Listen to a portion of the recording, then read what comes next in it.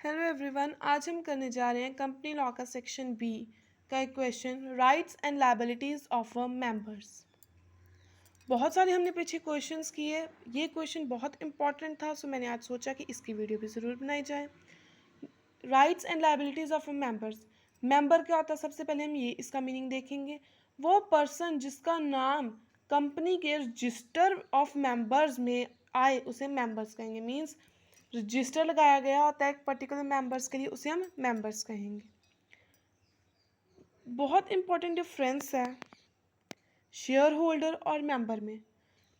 जो share holder होता है ना, उसे जो है कंपनी के शेयर्स होल्ड करके रखने पड़ते हैं, लेकिन मेंबर के लिए ऐसी कोई कंपल्शन नहीं है। डायरेक्टर भी कंपनी का मेंबर है, ठीक है जी। पब्लिक में मिनिमम 7 मेंबर्स होते हैं।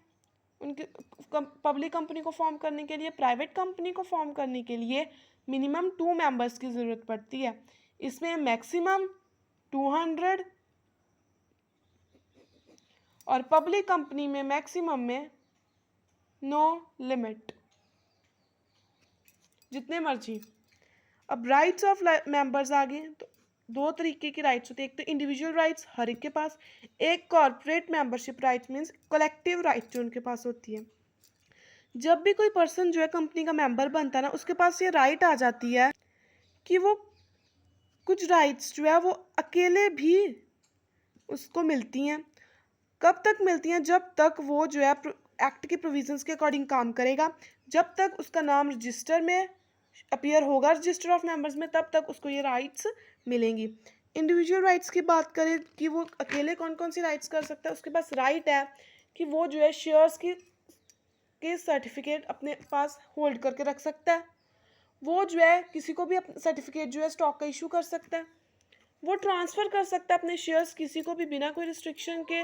वो जो है अटेंड कर सकता है मीटिंग्स, शेयर होल्डर्स की जो मीटिंग्स होती हैं वहाँ पे जाकर वो वोटिंग भी कर सकता है। वो जो है डिविडेंड जो डिक्लेयर हुआ उसके लिए इंजंक्शन भी लगा सकता है कि नहीं जी आप डिविडेंड ना डिक्लेयर करो। उसके लिए वो ट्रिब्यूनल को अप्लाई भी कर सकता है। ये भी वो कह सकता है कि ये अल्ट्रा वायर एक्ट है डायरेक्टर्स का या नहीं। वो MOA AOA की कॉपीज़ भी जो है ऑब्टेन कर सकता है फीस देकर।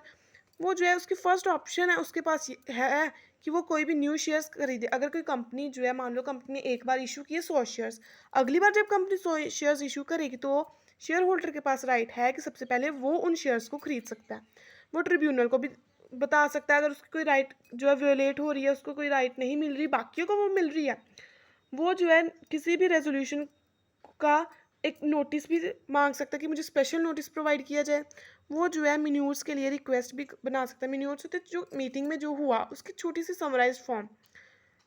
वो जो है किसी भी डायरेक्टर को रिमूव कर सकता है बाकी शेयर होल्डर्स के साथ मिलकर। वो जो है profit and loss account, balance sheet, इनकी कॉपी भी मांग सकता है। वो ये भी कह सकता है कि सेंट्रल गवर्नमेंट को कि हाँ जी आप जो है इंस्पेक्टर्स अपॉइंट करो सो दैट मैटर जो है कंपनी का उनमें इन्वेस्टिगेशन हो और मुझे रिपोर्ट भी करवाओ उनकी। वो जो है किसी की भी ऑडिटर की अगर अपॉइंटमेंट होनी है तो उस अपॉइंटमेंट में पार्ट ले सकता है। वो किसी भी ऑडिटर की रिपोर्ट को इंस्पेक्ट भी कर सकता है AGM पे। AGM means annual general meeting. वो किसी भी कैप जो रिसीव कर सकता है कोई भी शेयर कैपिटल में, और जो सरप्लस एसेट्स को अगर कंपनी जो है लिक्विडेशन में जाएगी तो ये नहीं कि उसका शेयर मार लेना है, नहीं, उसके पास राइट है कि वो अपना शेयर ले सकता है। नेक्स्ट आता है कि वो किसी भी स्पेशल रेजोल्यूशन में वोटिंग कर सकता है। 17th पॉइंट कहता है कि वो पार्टिसिपेट कर सकता है कि अगर कोई लिक्विडेटर, उनकी वाइंडिंग अप हो रही है कंपनी की और लिक्विडेटर अपॉइंट हुआ है, उसकी सैलरी कितनी होगी वो भी वो डिस्कस कर सकता है, फिक्स कर सकता है। कलेक्टिव राइट आगे मीन्स कॉर्पोरेट मेंबरशिप राइट की जब मेंबर्स इकट्ठे एज अ ग्रुप जो है कौन कौन सी अपनी राइट्स इंजॉय कर सकते हैं। उसमें आ जाती है फर्स्ट पॉइंट कि अगर कोई उन्हें डाउन फील करवा रहा मीन्स उन्हें कोई accused. However, if and when majority becomes oppressive and accused of mismanagement, मान लो एक पर्सन के पास 100 शेयर्स हैं, सॉरी एक ग्रुप के पास 100 शेयर्स है, दूसरे के पास 10 है, तो ऑब्वियस है ये इसको डोमिनेट करेगी। इस केस में they have the right to apply to tribunal for relief. अगर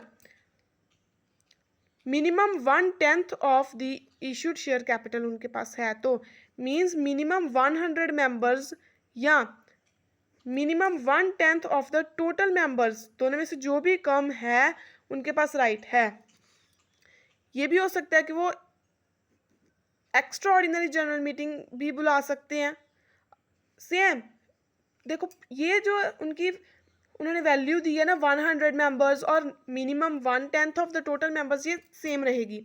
वो ईजीएम भी बुला सकते हैं, ट्रिब्यूनल को भी अप्लाई कर सकते हैं अगर उनके साथ कोई गड़बड़ हो रही है तो। अगर board of directors within 21 days from the date of deposit, अब जब वैलिड रिक्वेजिशन उन्हें मिल गया कि आप भाई ईजीएम बुलाओ, और वो 21 डेज के अंदर अंदर ऐसी मीटिंग नहीं बुलाते, देन 45 डेज के अंदर अंदर जो है वो शेयर होल्डर्स खुद इकट्ठे होकर एक मीटिंग बुला सकते हैं, उन्हें डायरेक्टर्स को बताने की ज़रूरत नहीं है। और मेंबर्स के पास ये भी राइट है कि वो इकट्ठे मिलके रेजोल्यूशन पास करें और डायरेक्टर को रिमूव कर दें। उनके पास ये भी राइट है कि वो जो है सेंट्रल गवर्नमेंट को इकट्ठे होकर भी एप्लीकेशन लिख सकते हैं कि हाँ जी हमारा ये वाला मैटर इन्वेस्टिगेट करवाइए। या आप जो है गवर्नमेंट के नॉमिनी डायरेक्टर्स होते हैं कि गवर्नमेंट जो अपॉइंट करती है डायरेक्टर्स, वो अपॉइंट करो हमारी कंपनी में भी।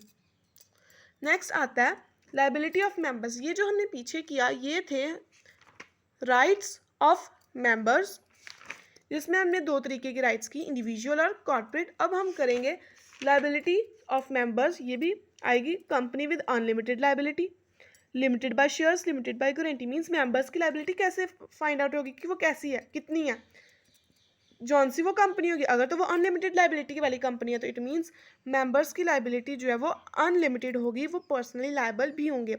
नेक्स्ट आता है जब कंपनी जो है विद लिमिटेड शेयर्स है, इट मीन्स मेंबर्स की लायबिलिटी उतनी ही होगी जितनी की उन्होंने शेयर्स खरीदे, means unpaid value of shares. Next आता है कंपनी लिमिटेड बाय गारंटी। इस केस में कंपनी जो है जो लिमिटेड बाय गारंटी है उस केस में मेंबर्स की जो लायबिलिटी है वो भी होगी।